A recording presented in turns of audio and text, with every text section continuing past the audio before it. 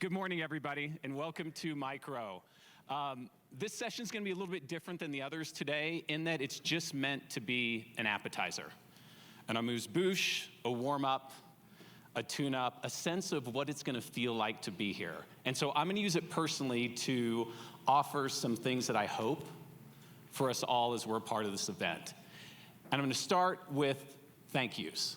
And so, Eris Group, would you stand up for a second? In this day and age, it is a really brave thing to convene a group of strangers, right? Especially CLOs with expectation for what it's like to build learning environments, to gather people, and to gain new skill. And the fact that you did this for us on your dime with your energy and your blood, sweat, and tears is just, it's a really special thing. So I just want to say on behalf of all of us, thank you, and a big round of applause to them. Now, I have another thank you, and that's to all of you, right? I've been in the learning profession for 25 years. I've worked at some amazing brands and companies, and like you, I led a learning and talent team through COVID. And we are the Cobblers Kids. We are the ones who stand in the back of the line, push everyone in the front, and say, go, learn, and grow, and be better. And I just think that there's no more important gift to give a group of leaders than to help them grow faster than the companies that they're a part of. And so just a big thank you to all of you for doing your job, for being who you are, and for caring for the many employees who are struggling with commitment and engagement and energy, well-being, and resilience. I just want to say a big thank you. Appreciate it. And so that is hope number one. And that's that you come to these 2 days with gratitude, right? There's not enough in the world. We can find things wrong with everything and everybody. And so I hope today that you'll honor the speakers and the panelists, Eris, and all of your fellow peers by just offering gratitude. A thank you for spending a little time, for having a conversation, for grabbing a drink, for sharing a smile. Those things matter right now. And so do that for each other. That'd be my first hope for us. Can you do it? All right, so the second thing that I know about these events is that we all have something that's nagging at us, right? We have a full email inbox. We have little ones at home. We have a deadline that's looming over our heads. We might have had a bad night's sleep. We might have had missed breakfast. We might be struggling with something at home. And I think it's important when you come to learn that you find a way to let go of those things. And we know two things about letting go. One is you have to name what's in your gut to get out of your gut and into your head. Second thing we know is that you need a physical act of actually letting go. And so you play along with me for a minute. We're gonna let go of some stuff, all right? So I need a pen and a couple of scratch pieces of paper. Everyone can take it out now. And if you have more than one thing nagging you, feel free to just keep making pieces of paper, all right? But here's the deal, this is the request. Write down on the piece of paper the thing that's nagging you, the thing that's in your gut that's stopping you from being fully present today. Think about it, write it down. If you've got a couple, write them both down. And then once you've done that, I want you to stand up. Once everyone stand up, we'll do the next stage. It's good to stand up. You're gonna be sitting all day. All right.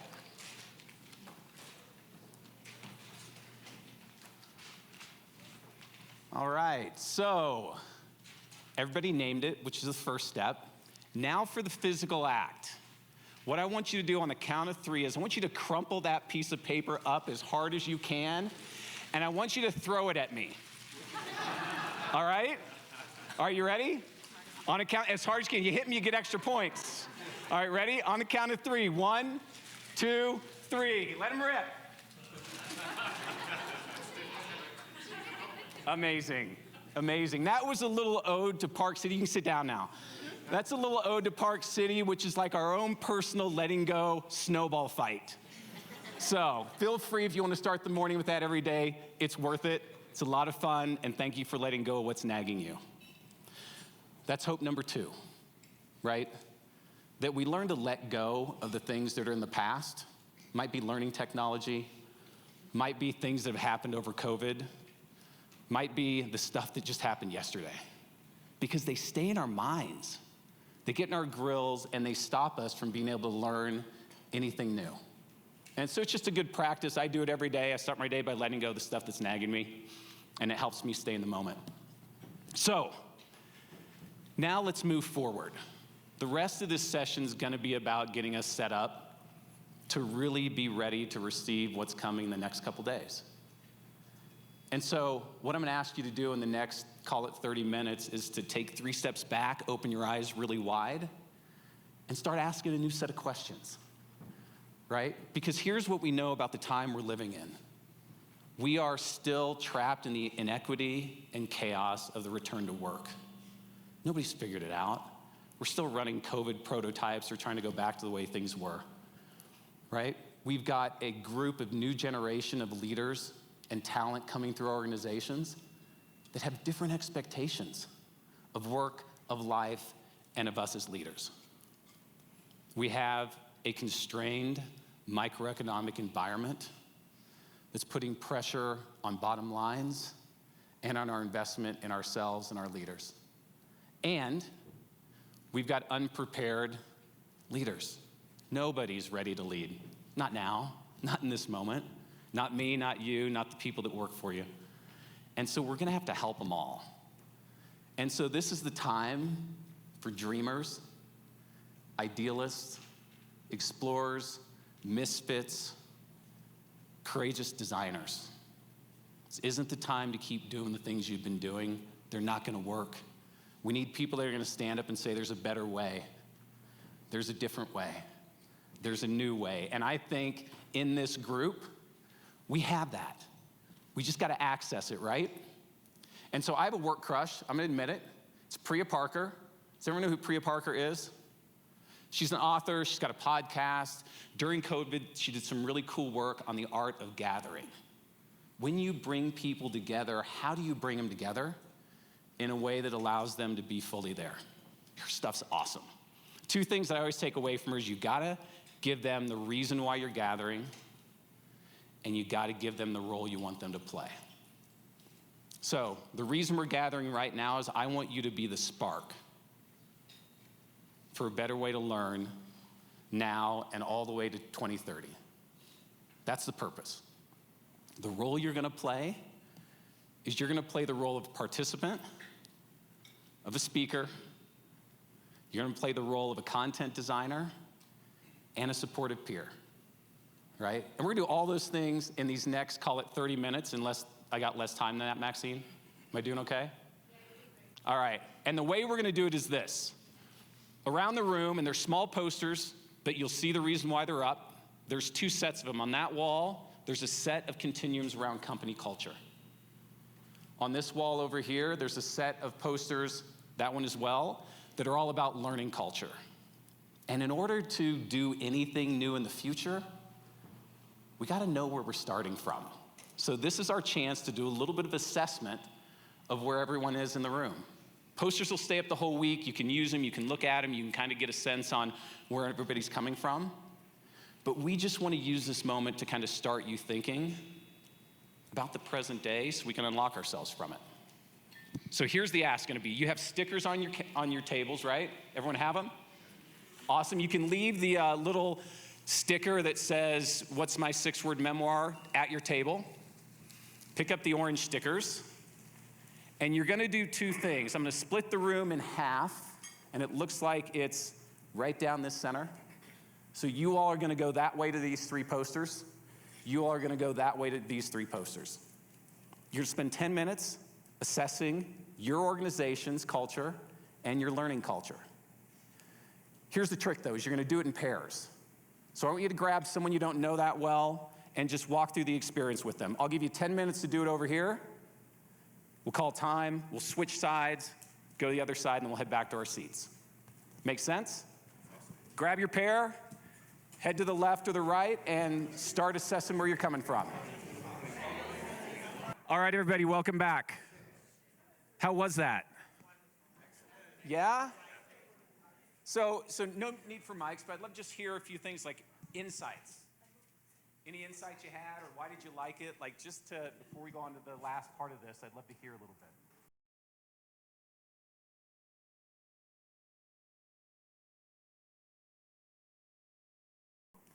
And this is a great segue, right? Because all culture is the aggregation of the way every one of us chooses to behave every single day.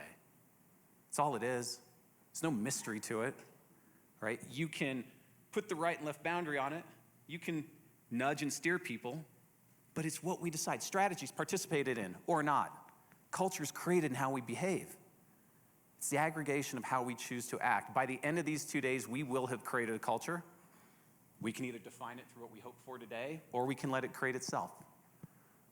And so when you think about the last piece of this puzzle, the last thing we're going to do before we let you loose to enjoy the next 2 days is learning teams convene more people in a single company than any other function in that company every year. You all gather and pull people together more than anyone else in your company. It's a huge responsibility, right? With that, yeah, you give them a chance to learn, but you also can be the creator of engagement and energy. Or you can knock it down a couple notches.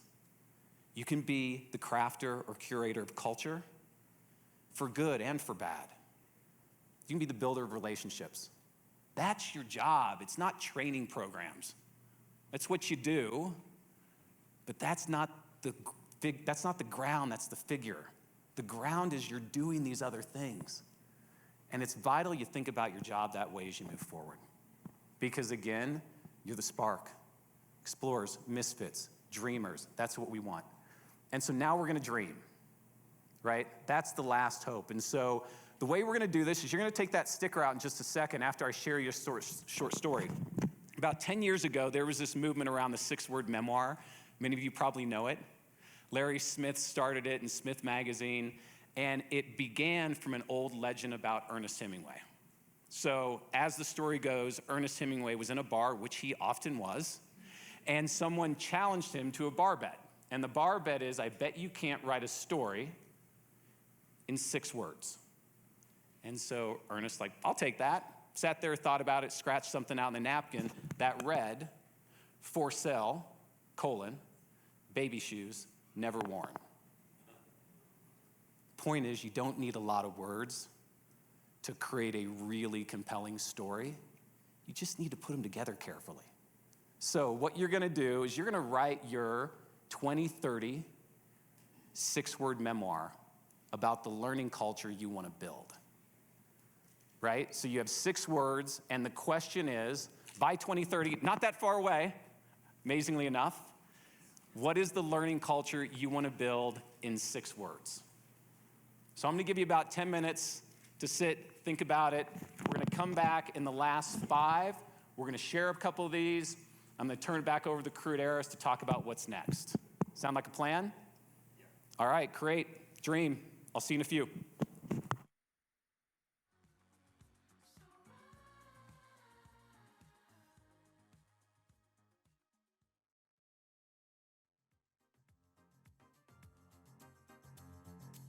Well, here's what I would say is, Hemingway, eat your heart out.